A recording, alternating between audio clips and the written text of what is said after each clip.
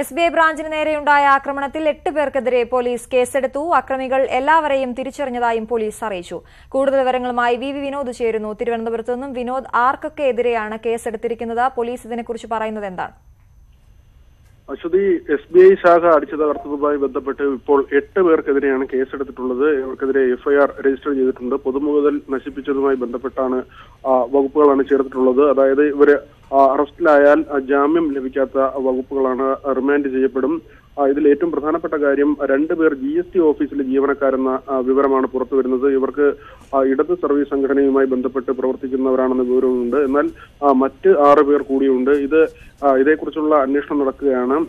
കാരണം പ്രതിപക്ഷത്തെ മുഴുവൻ പാർട്ടികളും ചേർന്നാണ്, ഇത്തരത്തിൽ തൊഴിലാളി സംഘടനകളും ചേർന്നാണ് ഇത്തരം ഒരു പണിമുടക്ക് നടത്തുന്നത്. ഇക്കാര്യത്തിൽ കോൺഗ്രസിന്റെ പ്രവർത്തകരോ അല്ലെങ്കിൽ കോൺഗ്രസ് അനുകൂല സർവീസ് സംഘടനയിൽപ്പെട്ടവരോ ഉണ്ടെങ്കിൽ നടപടിയെടുക്കുമെന്നാണ് പ്രതിപക്ഷ നേതാവ് വ്യക്തമാക്കിയിട്ടുള്ളത്. ഇക്കാര്യത്തിൽ അന്വേഷണം വേണമെന്ന് കോടിയേരി ബാലകൃഷ്ണനും പറഞ്ഞിട്ടുണ്ട്. ഏതായാലും 8 പേരെ പ്രതി ചേർത്ത് കന്റോൺമെന്റ് പോലീസ് ഈ അക്രമ സംഭവത്തിൽ കേസെടുത്തിരിക്കുകയാണ്. അശ്വതി, വി വിനോദാണ് തിരുവനന്തപുരത്ത് നിന്നും വിവരങ്ങൾ നൽകിയത്.